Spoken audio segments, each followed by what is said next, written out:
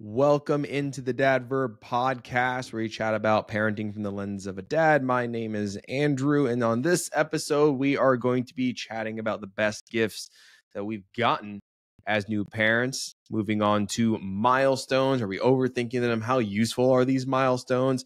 Hit on some Discord comments, and we're going to finish it out with a draft of our favorite Halloween candy. As this is Halloween, this is our Halloween episode, and we were going to do this on a little bit back on a previous episode, but we decided to save time, move it to today.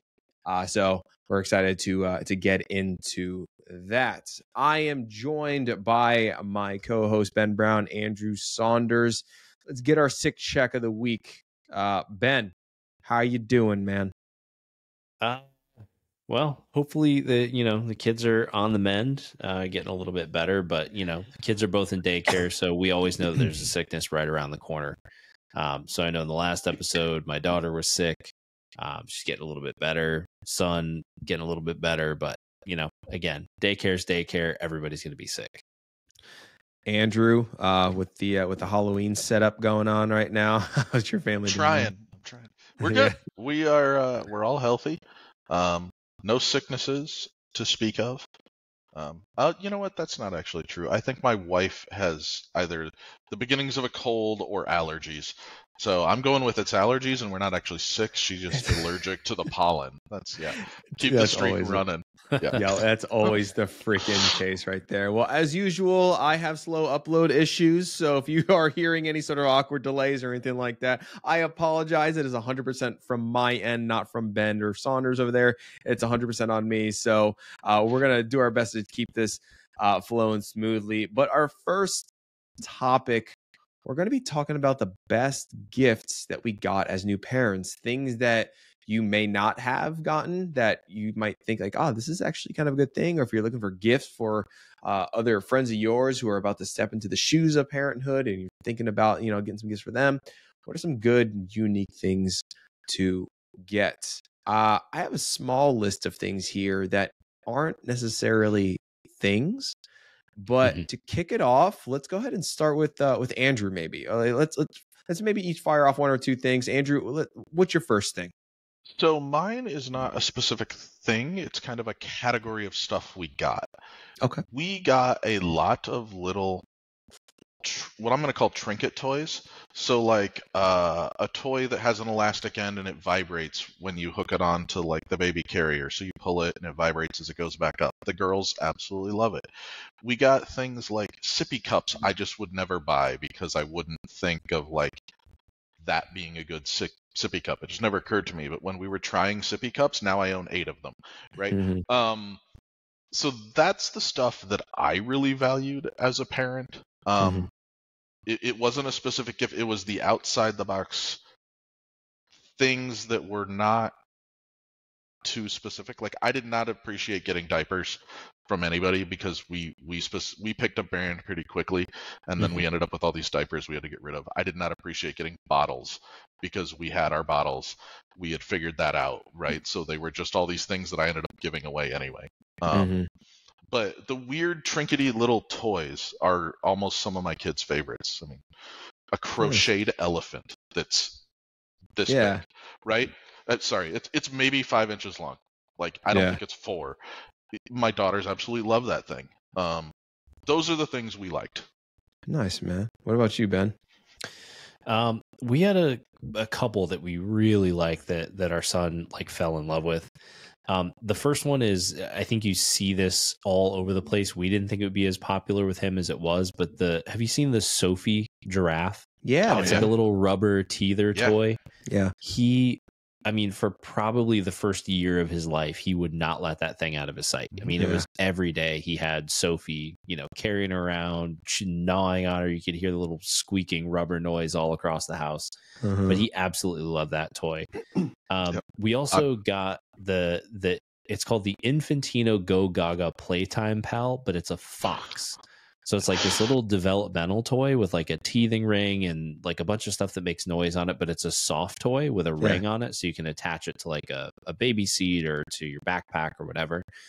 To this day, he still loves that fox. And like He's loved that fox. His sister loves that fox. They've both been like infatuated with this thing. It's disgusting. It's gross. It's been through a lot. It's been on floors of cars and it's been all over the place. Yeah. I'm pretty sure it's how we inoculate our children, is we just let them play with this fox that the two of them have been through.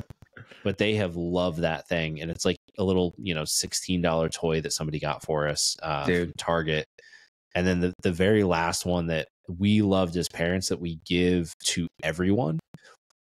There's a company called Bumco that makes this thing called the Bum Brush. And so we affectionately call it the butt spatula. And the butt spatula is specifically for you putting on like diaper cream. Yeah. So instead of having to like use your finger or your hands or, something that's not easy to clean, it's like this little rubber spatula with a suction cup on it. You can kind of stick it to the top of the dresser. You slather on your diaper cream with it. It's really easy to wipe off and clean. Yeah. And we didn't think it would be something that's as useful as it's been, but we have, one for each kid. We've each got a travel size that goes in our bags because it has been one of the single most useful things we've gotten from anybody. So on that note, it's funny too, because that stuff does get tacky, sticky on your fingers. And so like a little, butt spatula is quite nice. Andrew, I cut you off. What were you going to say? Well, I would say it sounds like Ben has never had the pleasure of like changing a diaper, spreading that Desitin on with his finger, and then like a half an hour later going, it's still under my fingernails. Oh gosh, Andrew, that stuff is so tacky. He's over here with this fancy spatula. Like, so on that note, one really cool gift that we got was kind of similar to Andrew, right? Where it was like a category of stuff, and it was a basket of just like helpful hygiene things. So it was like Milestones for colic, basically, which actually was a good helpful thing. There was like gripe water. There's baby Tylenol, dye-free baby Tylenol. There's just like random different shampoos from different brands that you wouldn't normally get for yourself. It wasn't just like Dove, but it wasn't. I forgot what it was. It was like Burt's Bees. Maybe it was Burt's Bees. I don't remember. It had like nice or like Tubby Todd. Yeah, something like that. Yeah. So it was really nice. It was just like a bunch of hygiene things that we either didn't think to get for ourselves for like those tough moments of baby colic and all that. But one of the things was on Ben's note, it was a rash cream spray, so that you didn't actually need to use the tacky, butt paste or whatever. You sprayed it on, and it kind of went on liquid at first, but then it kind of not hardened up, but it kind of solidifies. Yeah, it becomes viscous magically. And then so we never ever had to deal with kind of the spreading of the butt paste, unless like severe. Like there have been a couple times where it's like, this is red. This really needs like the real Desitin stuff. But for the most part, a spray was a really good, simple thing. So it was like a hygiene kit. It was a bunch of low cost, simple things that totaled to like 30-40 bucks, but it was like a ton of just like things that we didn't think to get for ourselves. And one day we're struggling. We're like, what's Milestones? Oh, that's good. Let's try it. So it was a handy thing to have. But what I wanted to add were a couple other things that aren't like top of mind, but especially if you're a new parent, there were a couple people who we've heard, not just for us, but like that were offered, hey, as a gift, we'll pay for your newborn session, a photography session, I mean. And it was like, well, that's a great gift, because that's not just a one-off thing. That those are newborn pictures is going to last a lifetime. And they were willing to cover, like a $300 session with the photographer. Now, obviously, it's a little bit higher end. That's a high price gift, but that was a really cool idea. Another thing that was like a little bit lower than that was hiring a house cleaner in kind of like those early weeks or months, because it's like you are just so burned out. Cleaning your house, cleaning out the pantry, doing something is just like not top of mind, and things look like an explosion, right? There's like pump parts everywhere. It's just tough. And they're like, dude, we'll hire a house cleaner for a couple sessions, or just one, and that's our gift to you. Just the gift of a clean home, and that is like a less of a thing and more of just like a mental just like decompression right there. That was really nice. And another thing was Mhm. like food related, right? Well, it was hey, well, here's just a big fat, Uber Eats gift card. You can just order in Oh, whenever those you were the want, because best. Those were the that was best. yeah. Getting like a big like Uber Eats or DoorDash gift card, because Yeah, man. we did the whole like the meal train thing with our first, right? And it was like it again, our first kid was like right during COVID, so like we were real touch and go about like letting people in the house, right? Like it was just kind of a scary time, especially with an infant. One thing I will say is like, while we appreciated the food and sometimes the visit, it wasn't that we didn't want to see people, but to Andrew's point, it's like so many times your house was just an absolute disaster. And so if you had meal train people that were coming like, 2 or 3 nights a week to like feed you, they wanted to bring dinner, visit, and then, kind of feed you and make sure you were okay and all that, which is really nice in theory. But like when you're sleeping for 2 hours at a time, you haven't had time to shower in like a week, and your house is a disaster, the last thing you want to do is get your house ready for guests.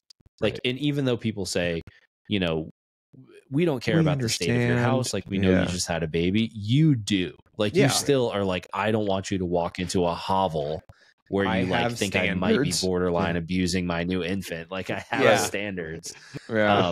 So it's like that was a real challenge. And then when we switched over to people just like, hey, we just loaded up a huge like Uber Eats gift card for you.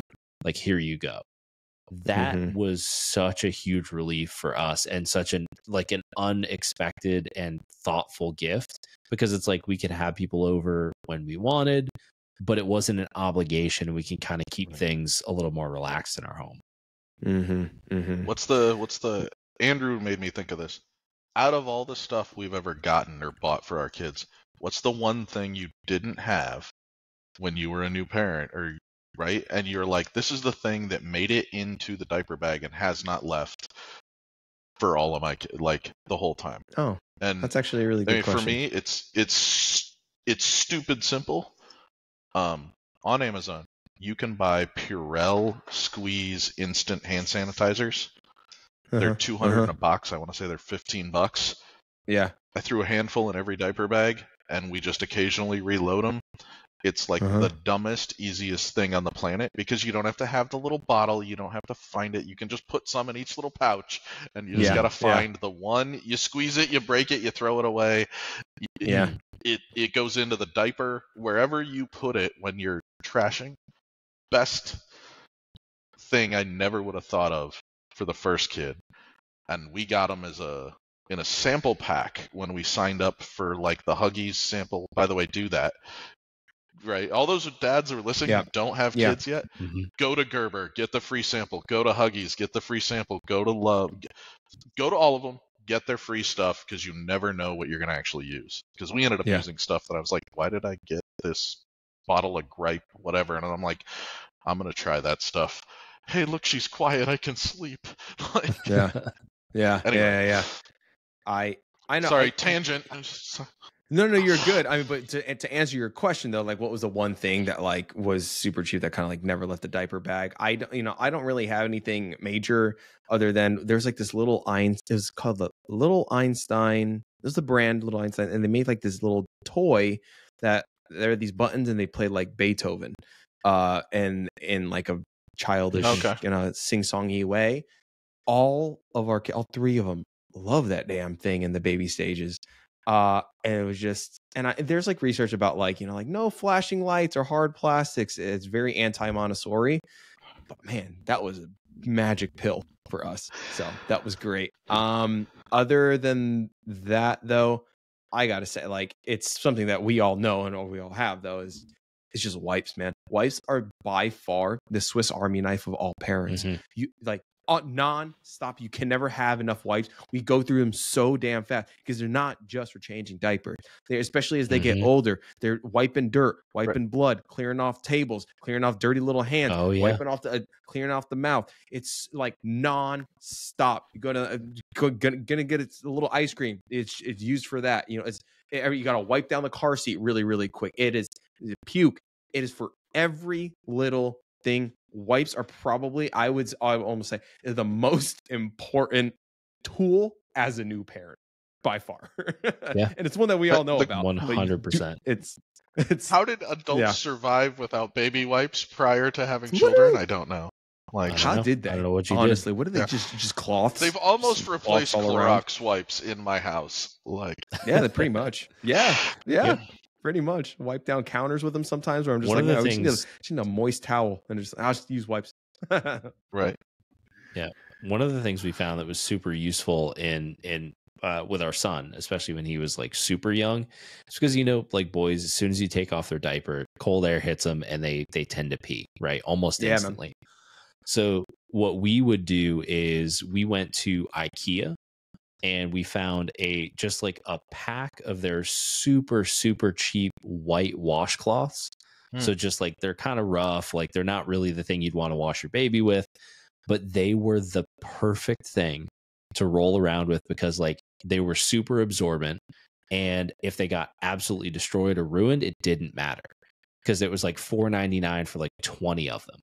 And so that was something we kept in every diaper bag so that we could, as we were changing our son, we would just like lay this washcloth over him. So if he starts, you know, peeing, it's not going everywhere. It's not all over him. You don't need an outfit change. If he's dirty, you have a washcloth on hand. If there's something that needs to be cleaned up, you have this washcloth on hand. If it's gross, you just throw it away and get a new one. Dude, and it was one of the single most just useful things. And it's so cheap and so dumb, but it works so well for so many situations. So, okay. I Fun don't to live near dovetail IKEA that. anymore. So, like, to dovetail that, so like, we got this dumb gimmicky thing called like a PPTP, or it's like this little cloth cone that you put on the penis, and then they don't pee. It's the dumbest little gimmick because it's useless. But what I would end up doing is like similar to what you were saying, Ben. I would go the cheap route. I would just take a wipe and I would just tear it and like just a small bit, just lay it right on top of the PP of the penis, and then begin my change, just so you didn't pee on me. And it worked. It was like a quick little shield, a makeshift shield that I would do beforehand when I was changing my boys. So quick thought on that. So, and this actually came across the Discord a few months ago. How do you get your kids to stop peeing once you take off the diaper? Because the cold hits them, right? And 33%, 33% of children will pee if you rub a cold wipe underneath their belly button before you take the diaper off. Mm-hmm. So you can empty their bladder before you even undo the diaper a third of the time. So just do it first, and then... So just do it first, yep. And there's actually... I was looking it up, and I'm like, this can't be a thing. There are several Instagram moms and TikTok videos of women where they're like, watch this.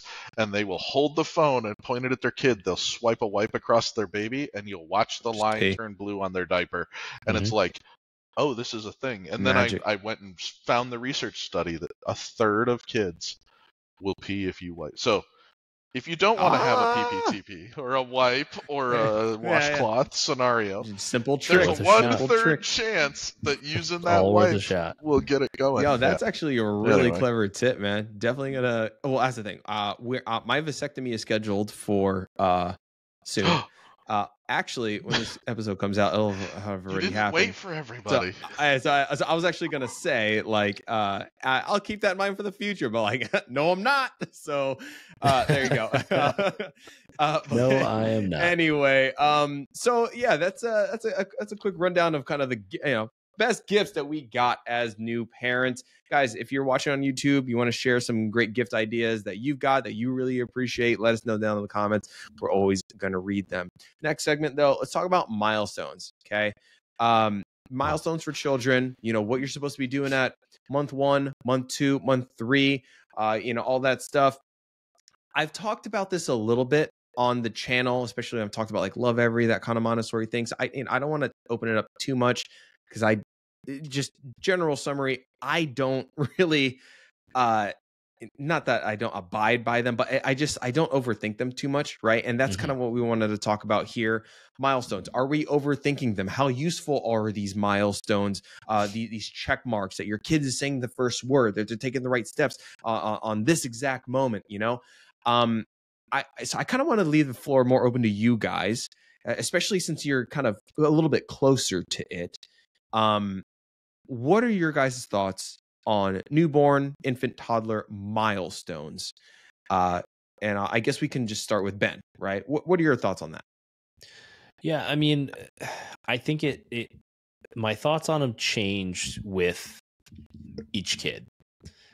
So I think the more experience you have with more kids, the more you understand that, like, yes, they might be a good general guideline for childhood development, but the reality is like your kids are going to develop at different speeds. They're going to have different competencies. They're going to get good at certain things early, and they're going to get good at other things late.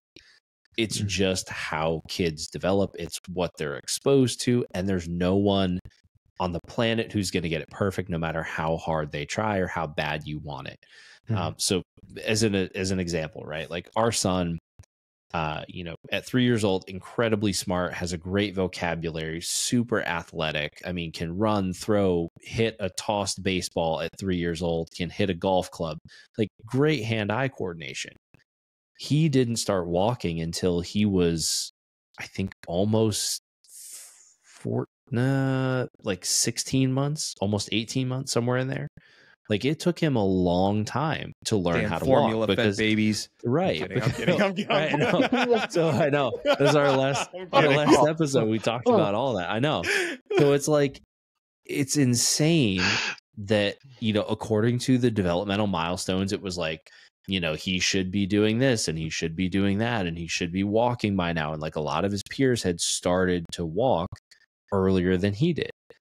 But now I look at like his ability to coordinate his body and change direction and do all these other things while he's running at full speed. And he does it better than most other kids his age. So, while I think the milestones are fine, generally you can't worry about them too much. And your doctor, if you're in close touch with your pediatrician, if there's a concern, they'll let you know. And they'll let you know kind of what the pathway is to remediating it or figuring out what the issue might be. But until such time, I think we can get super wrapped up in it. But, I'd say don't worry about it. But like we worried about some of them, but you do the best you can and try to figure it out. I said I wouldn't I would more pass the torch to you guys, but here I am. I got to insert my thoughts here. For the most part, though, I would echo the same thoughts because I think there's like research on this. I think it's like 90% of the time, even though that they might fall behind on certain things, they all kind of just like level out and then everything is fine. And that's with like speech, walking, all that stuff. Now, again, just like Ben said, like, you know your child, you stick with your pediatrician, they know your child, and you kind of go with it. But for the most part, you really shouldn't worry or get too caught up in like the numbers or like, are they putting their hand through their shirts right? And they know how to do, like all those like little things because it will all even out for the most part, and they will catch up. But I think the bigger thing is just like us as parents, because like we like to measure that's like this innate way of kind of like, I'm doing good as a parent because they're walking earlier than they should be. It's more like an us thing. As opposed it's an to ego-driven thing. It is. And like, especially when you're in a community where like you have parents with kids that are similar age to you, and like your kid is saying first words earlier, you can kind of feel like, there you go, or if vice versa, their kid's a little bit behind, you start to almost like put the pressure, like, man, you gotta say dad, let's go, so it's more like on the parents and less on the kids of like adjusting the mentality. And there's a really good episode of Bluey, oddly enough, that talked about this, where the mom was really like is it Baby Race? I think so, where like Bluey never actually crawled, right? Bluey as a baby only did like a bum shuffle. Like she wasn't actually crawling. And the mom is like in her head, like didn't think that was good enough. She wasn't crawling like the other babies, but then here we are a few years later, and Bluey's a normal kid and a normal dog cartoon kid. But like, she's on par with everybody else. And the whole moral of that story was just kind of like, we all develop at different speeds, and it's going to be fine. And sure, these milestones are there as like a general guideline checklist. And I think it's more like the bigger things that you're looking for, like autism, you know, that kind of stuff. But for the most part, I do think that we tend to overthink. Now, if there are like actual like developmental delays, there's like some sort of research study that showed like us as parents interacting and talking, like we actually do have like a major impact to help guide things along. I forgot what that was, but I'm gonna stop talking real quick because I said I would. But Andrew, I mean, what are your thoughts here, man? So I was all over the developmental thing. I had the CDC model. I had everybody's checklist, and I was like 3 or 4 different apps for where's she at, my first kid. Here's how I'm gonna put it. Ben's right. You're gonna worry about it. So my thought is, you're gonna worry about it with your first kid. Pick something you want to track and track it, and read it up and do it. Understand intellectually that your kid's going to catch up. They're going to be fine by the time they get kindergarten. They will be the same as all their peers. It should not be an issue unless you actually have a biological developmental issue, right? On your second kid, I don't even think I've opened the CDC app. You're just not like, it's not, you're going to go with, I got this, I'm not worried. It'll be a lot less stress, right? So acknowledge that you're going to go insane with the first one. You're going to track a bunch of stuff that you're never going to look at again, and read the milestones because they are important to know what they are. But don't beat yourself up when your 6-month-old is not doing all the 6-month-old stuff. And now, if your 6-month-old is not doing all the 3-month-old stuff, that's probably worth a conversation with your pediatrician, right? But you're going to go crazy about it if you worry about it with every kid. And again, acknowledge that, track it however you want to track it. And then your second kid, you probably won't even open that app and track it because you'll know what they are from the first kid, and you'll just acknowledge them when they come along, like, oh, my daughter is 6 months old. She just started sitting up on her own 2 days ago. Yeah. Like, I don't know if that's ahead. I don't know if it's behind. I know it's a milestone, and now I know I can feed her solid food. I think the but problem I have no idea with where us, the CDC says she's supposed to. The problem with us is that our first Henry was advanced in everything. So he set way too high of a benchmark. Yeah. So when Colin was coming along, we're like, you're just a straight up idiot. Like, you need to hurry up, bro. So, but he, it was, no, but then everything is fine, right? So I think 16 we're years from now, Colin's going to watch this podcast and go, Dad, therapy money right I now. know, right? Yeah, it's gonna come back to bite you right there. You turned out okay. It's fine. You're fine. But the thing is, like, even Sienna, or like, I'll look back at like videos of like Colin when he was Sienna's age, and Sienna is just like, nah. But it's not because she's incapable. It's just because she's just stubborn. She just like doesn't want to do certain, like, specifically with like speech. Like, say dada. She's capable. She said it, but we're like, can you say dada? She'll just be like, no. She's in the no stage right now. It's comical. I love it. But yeah, I feel like we are speaking from the perspective of like multiple dads. Yeah, I mean dads of multiples. When you're just kind of like, yeah, we've kind of been around the block. We get it. So like every time those inevitable questions pop up on Discord about like, you're like, hey, what's the best tracker? This and that. I'm just kind of like, nah. So and that's why I kind of like let other people answer, because I'm just like. You worry too much. That's but like I was there too. I remember all that. I'm acknowledging it, right? That's kind of my point. Is hey, you're gonna do it. Pick one. It doesn't matter which one, because 18 months from now, you're never gonna look at that data again. Yeah, like trust me, you're never gonna look at your first kid's poop log after they're 2 years old. You're just not going to go back and be like, man, she was so consistent every 4 hours. That poop came. Like, it's just not going to be something, unless you are the mathematics statistics guy and you're like, and here we are at her wedding, and I want to show you this poop slide from the first. Right? Like, she was very regular. Right? Like, so. Right.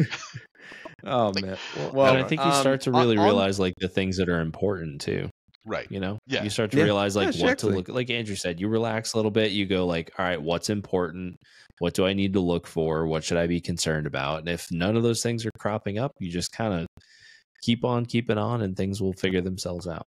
And by the way, you have to fill out that survey every time you go to a pediatrician appointment that tells you whether or not your kid has hit all the developmental milestones. So they're going to tell you whether or not you're doing it, even if you're not tracking it. Dude, I remember filling those out, and my wife and I looking at you like, what the hell? Like, is he doing that? Like, I don't know. Should we just say yes? Yeah, sure. You know, we're just like, I don't know. So, yeah. But kind on that of, note, I guess. The one I know, right? Oh, no. Go ahead, We got Andrew. surprised with can kick a ball. That was on the pediatricians was, can your kid kick a ball? And I'm like, I don't even own a soccer ball. What do you like? Yeah. So I was like, all right, I guess we're going to Target and soccer ball, volleyball, kickball, foam dodgeball. Like, all right, kid, you're going to learn how to play with these things. And I don't think my daughter at 18 months can kick a ball. Like, I don't think I don't care. It'll come. We'll figure it out. Yeah. Kicking a ball, not on my list of developmental issues. I'm not raising on a that soccer note, though, player. we're talking I about guess, like is what I'm saying. We're talking about like Discord comments and kind of a little chat on there. Andrew, if you don't mind, can you like pull up some of the recent chatter that we've had about the Bretza formula, all that kind of stuff, and then maybe we can just kind of live chat about some of those things right now. I think Prince Bougie been doing a good job at hitting on some of the questions. He's one of our mods over there. So, but just as Andrew pulls that up, just real quick, there in the show notes of this this podcast, as well as the description of the YouTube video, the Dad Verb Podcast on YouTube, you can join our Discord. You get free access to it if you are part of our Father Figured course community, which you can access on dadverb.com. Or you can opt into our Discord. I think it's like $3-4 a month or something like that. It's something cheap, but it's just a way to help support our team over at Dad Verb, while also providing you with just a small community of guys who are kind of in the same boat as you for the most part. Now, it's completely optional. You can come and go as you please. And you're like, this is not worth my $4. It's fine. You just hop out. But in case you are interested, that is there. And there are mods and other dads out there who chime in. Now, it's not like insanely active, but I think it's healthy. I think it's a good, solid community, and I think it's a good addition to our course. But we'll kind of go over some of our Discord comments, or just one or two of the things before we head over to our candy draft here for Halloween. Woo! But okay. Andrew, what do you have, man? What do you have? Yep. So David from New York City on September 24th posed the question, anyone else have the baby Brezza formula machine? Been using it for a week now, and I feel like the powder always gets stuck in the machine, making me think the bottle doesn't have enough powder or nutrients in it. And that led to, I think we talked about this on a previous episode, but that conversation has been going on all the way up until today. Yesterday. I mean, it's, and we're in the beginning of October now, and it just keeps coming up. And so I think for me, the reason I wanted to bring it back up, or I put it on the list for the show, was just having that conversation about formula again, having the conversation about the Brezza specifically and how it does formula, getting into a little more of those details. Because it seems like there's some, at least in our Discord, there's some very much apprehension to, is my kid getting enough food if I use this device? And oh, by the way, some guys are going, I hated it, I switched to this pitcher. Other guys are going, that pitcher was okay, but I went back to the scoop. Like, it's just, it's kind of going in a circle, right? And so, again, I wanted to have the discussion. I own the Brezza. I love the Brezza. For me, we use it every day. We clean it we clean the funnel thing whenever it prompts us. And when we do that, we clean out the formula dispenser. And yes, there's usually a little crusty formula in there. Yeah. I'm really good about checking the bottle and seeing how much formula's in it. But To be perfectly honest, the other day, my mother we're staying with my parents right now because we're in the middle of a move. My mother was not checking the formula, and my daughter was drinking. She drank something like 30 ounces of formula the other day. And for a 6-month-old, that was just ridiculous. And she was filling her diapers. Well, I went into the Brezza and I hit the button, and it came out water. And I was like, well, that's not right. So I pulled the cone out and I cleaned out the crusty stuff. And so what had happened is over the course of a day, it had crusted up, and my mother was feeding her more and more diluted formula, right? Now, we caught it early. It wasn't a problem, but it is a concern. And it was one of those things that my mother just wasn't familiar with how to properly clean the baby Brezza to make sure that the formula was correct, right? Again, we caught it. No harm, no foul. I gave her an 8-ounce bottle that was full fat formula, and she was like, okay, now I can sleep. I'm not hungry anymore. But it's been going on our Discord repeatedly, so I think we should just have that formula tool conversation again, because I think we've beaten the dead horse between Gerber, Enfamil, Similac, Baby. You guys use Bobby. Used one, Bobby. Yeah. There was an honest formula. Anyway. Yeah, specifically with the Brett's, we had the Formula Pro, and again, everyone's going to have different experiences with every product unknown to man, right? Everyone's going to have positive, negative experiences, and that's with freaking baby monitors. That's everything, right? There's going to be a lot of people who love Miku, hate Miku, love Nanit, and hate Nanit, whatever. Well, more people hate Miku now, but I would say that with the Bretza, for me, overwhelmingly positive experience. I felt like, and we use it through all three of our kids. All three of our kids got the right amount of formula, seemingly, and they're all healthy and doing great. Right, long, and we've been pretty far removed from using it because Sienna's been off of it for about 5 months now. So, but yeah, up until recently, we used that, and specifically the formula that we used was Similac, the Similac Sensitive, I think, and it dispensed fine at the right temperature. I don't know that there's a way to test how much formula is coming out, because they do come out at 2 different times. It dispenses the powder, and it dispenses the water. It swirls it all together and down this funnel and then into the bottle. And that's always been an ongoing question. Like, how do I know? And honestly, it's kind of hard to determine that. And it's more just kind of like seeing your child, how are they growing and all that. But for the most part, it functioned as advertised for us, and it's been great. And we've enjoyed it. But I mean, if the preference has been, and there's so many doubts and questions, and questioning whether or not a product is good or is not working, if you're asking yourself that too many times, it just mitigate that question altogether and just find a different path that works for you. And it's fine. It may just not be worth the stress. Exactly. It's just not worth the stress. So for us, it was great, right? But if it's an ongoing thing, then just stop and use whatever works for you. If it's just water in a scoop manually, is then do that. There's no right or wrong answer. We just love the time that it saved, how awesome it was for us, and it was great. But if that experience is not being echoed by you, to just switch it up. Who cares? It's going to be fine. There's no right or wrong answer. So, yeah. I will say the Brezza does have a formula powder to water setting that you have to go into the settings and set for your formula, and there's a whole chart on their website. Yeah, there's a PDF that they have. Yep. So if mine was setting 6 or something like that. Right, for mine, and mine was setting 6, but I know some of the other formulas, it was setting 8, setting 2. You would, so yeah, you that's have the very to first look that up. Yeah.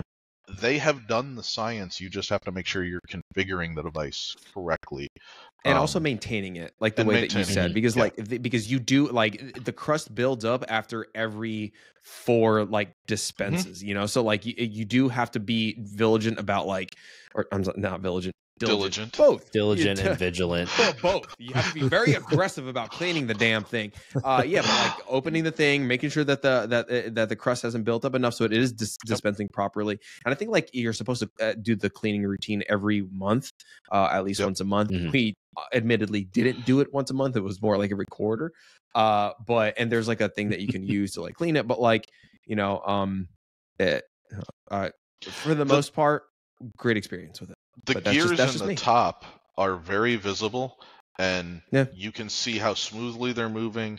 The one thing I would say is we've had a couple times where the gears would pop off because they're just pressed on. They're not. There's no screws. There's no. It's just pieces of plastic on pieces of plastic. It snaps together. Yep.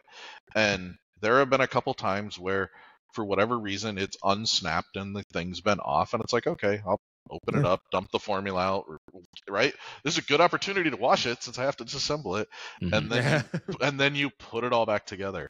One of the big things about maintenance too, so we have kind of a split experience. So we have, like with our first kid, he was mostly breastfed, did have formula feeding, but we did that with, very simply with just, we have an electric kettle. I'm super into coffee, so I have like a Fellow Stag EKG kettle, right? I can set a very specific temperature.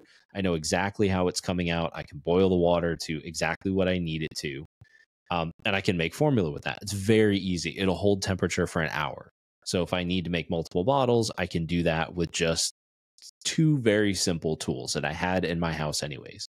With our second kid, we were gifted Baby Brezza Formula Advanced Pro Wi-Fi, which is like it's like the newest, biggest.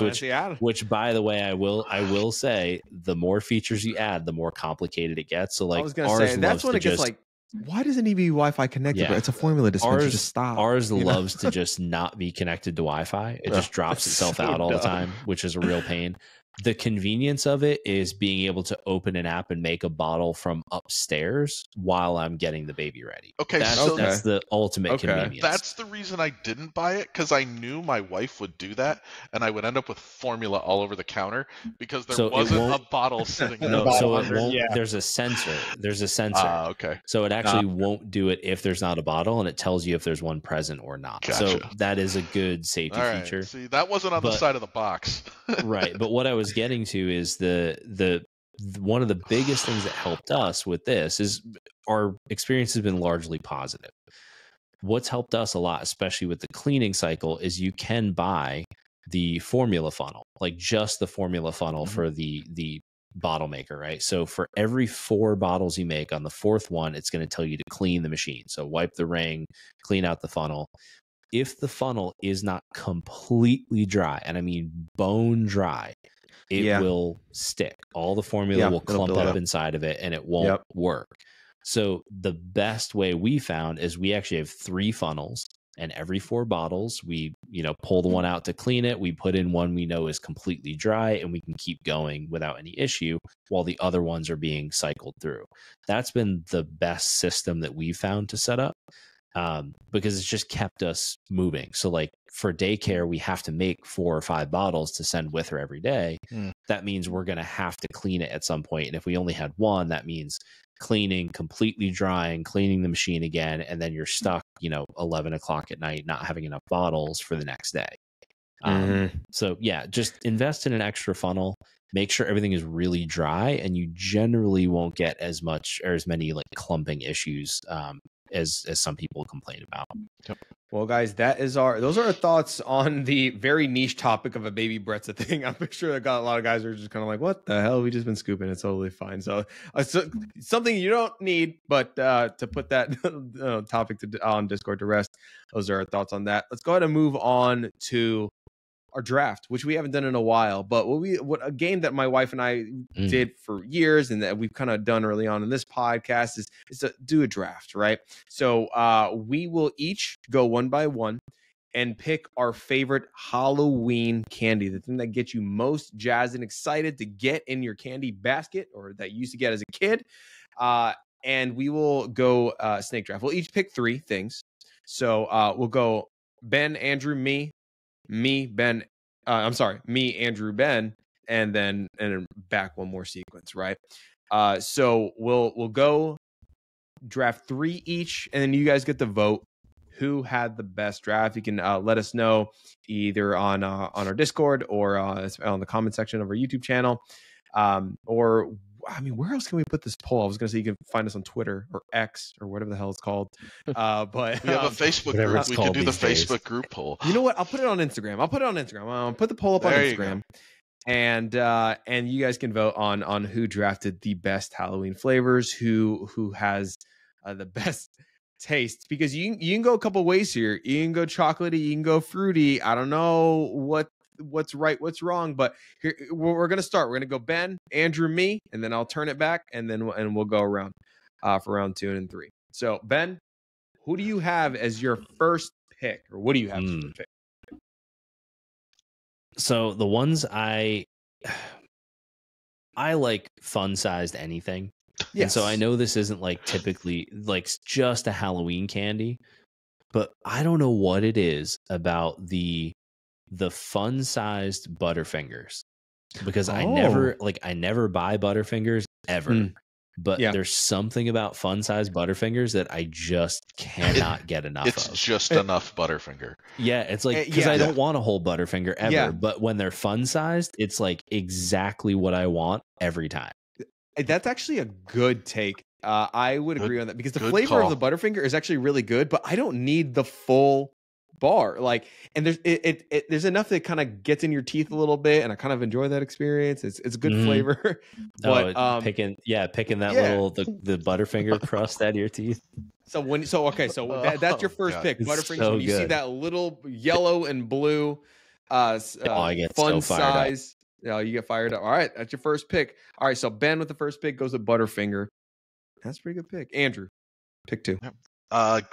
Growing up, my candy of choice was the Hershey's mini mix things, but I really liked the ones that came with Rice Krispies, because you could buy the Nestle Crunch bar, but that's not the same. Hershey's has the little red candy bar, and it's called Crisp or something.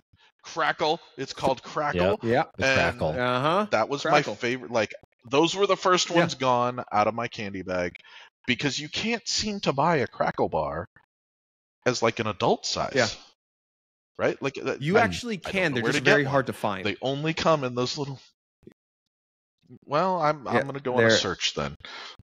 But Crackle. Okay, those were my number ones. For first 2 picks, we're losing off Andrew. The board he's bopping are on us. Butterfinger. Oh, is he? And Crackle. Oh, sorry, I'm a little bit of a lag. So, like I mentioned at the top of this episode, there's going to be a bit of a lag. But first 2 picks off the board are Butterfingers and Crackle. And I'm not going to draft it, but I'll say the Crackle was always accompanied by another one. It was with a yellow wrapper. It was called Mr. Goodbar, and a lot of people hate it. I actually like it because it tastes like the chocolate of a Reese's piece. I thought they were solid, minus the filling. I always liked them, and I got so much hate for them because like, oh, you like the peanuts in there? I'm like, I like it. I'm not going to pick it, but I'll say I did like it. If we did like a most hated candy draft, 2. I'm pretty sure that would be up there with like candy corn. But okay, so my picks, I'm on the turn. So to finish the round 1, I'm gonna go with I really like Twix. I really like Twix bars. I like the mix of the caramel, the chocolate, the biscuit. I'm a big fan of that. The little mini left Twix. I'm a fan of that. And then on the turn to kick off round 2, I'm actually gonna go fruity. And I'm going to go, they have like the little mini pouches of the Sour Patch Kids. I love Sour Patch Kids, man. I'm not always like the biggest like fruity flavored candy person. But Sour Patch Kids do it for me, man. I love those. I'm a big fan. I'm not a big fan of like Laffy Taffies, but I can go for some Sour Patch Kids. So that's what I'm going. Twix and Sour Patch Kids back to back. And then round 2, Andrew, what you got? You stole mine. I'm a Sour Patch Kids fan. I still have some. I have some at the house. I buy them. I'm bad at that game. Dang it! Now I gotta. You know what? As dumb as it sounds, Sweet Tarts. You like the Sweet Tarts? The little tube of the tube of the chalky Sweet Tarts. Yeah. I mean, on Halloween they come in like the little rippable packs. I've seen those. Yep, they come in the little twist pack. There's a dozen of them, or however many. Sweet Tarts. Those were always one of the ones that got separated out and put in a pile and got eaten. There you go. All right, Ben. My You're next back to one, back. I think it's a weird one for a lot of people. That I don't know. A lot of people love these because they really get jammed up in your teeth. Milk But duds. dots, the Oh my little God. mini Yes. pack Yeah, of dots. dots Yeah. are so good. But they're they so get- brutal on your Yeah. teeth. Oh, They're they do. so brutal on your teeth. They're it right bugs up me there so with much. like milk duds and all that stuff of like just Yeah. what it does to your molars. Yeah. But they're so good. I love just the feeling of tipping that little yellow cardboard box back and getting all those artificial flavors and colors. That's the best down your mix gullet. bag on the planet. The Whoppers, Dots, and Milk Duds. Really? That I'm mix actually- bag of whatever I'm that low on Wonka. those. Oh, that's my favorite mix bag. And I'm that so low on actually, those. since we're on the turn, that actually brings me to my last pick in the draft. Yep. And it is the triple packs, the little 3-packs of Whoppers. That's to be able to just, you take that little plastic thing and you don't open it. You don't open Right, it you if just get the first one. and just an absolute savage like I am. You just put it in your mouth and you pop the pack open like it's an ammonia cap because you're obviously an addict and you just need to eat them as fast as possible. And you fire that first Whopper down your face hole and just enjoy oh my it. gosh. Takes you right back to being 6. Whoppers, man. Wow. It's so funny. Who would have thought you would pick Milk Duds and no, I'm sorry, Dots and Whoppers. That's fine. Okay, so you diversified with fruity and chocolate as well. Yeah. That's funny. That's funny. All right.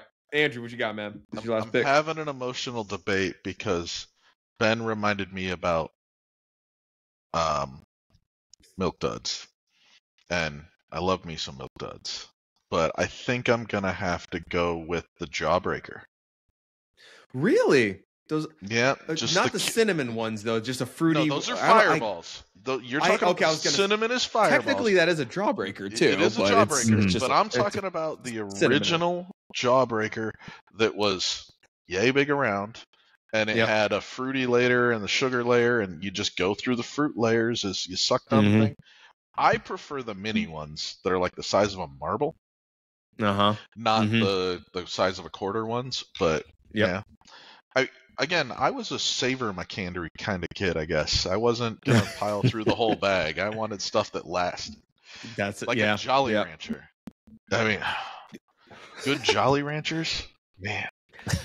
I mean, I'm I gonna go only home like- and get diabetes. I'll be back later. Dude, Jolly Ranchers are my motto in life. If it's blue, I'll eat it. And freaking, I love blue Jolly Ranchers. I think it's so freaking good, man. But Gotta keep you away from the Drano aisle at the store. Yeah. Jesus. Listerine. No, so to finish out the draft, I'm surprised that Reese's are still on the table because I honestly I kind of weird that I missed that one on my first go. I think I should go with that, but I'm not going to. I could go with M&M's and Reese's and just a lot of the basics. I'm gonna go with one that's probably gonna get me a lot of hate. I like. Oh, you guys are gonna hate me for this. This is gonna be so stupid. Well, you drafted like Whoppers or whatever, which are mid. No, I like the Twizzlers that are like pull and peel, like the peeling The Twizzlers pull and peel ones. Twizzlers? Oh, yeah, No, the little they're short so ones. good. I love They those. come Dude, in they're like the so tiny good. little. They're Yeah, those short. are fun. Yeah.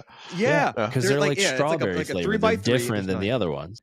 Yeah, yeah. Yeah. So and I steal those fun for to my rip kids apart. the most from their Halloween baskets and stuff, and their Easter baskets or whatever. I love those. But recently, so like there's cherry and strawberry are the typical like Twizzlers flavors.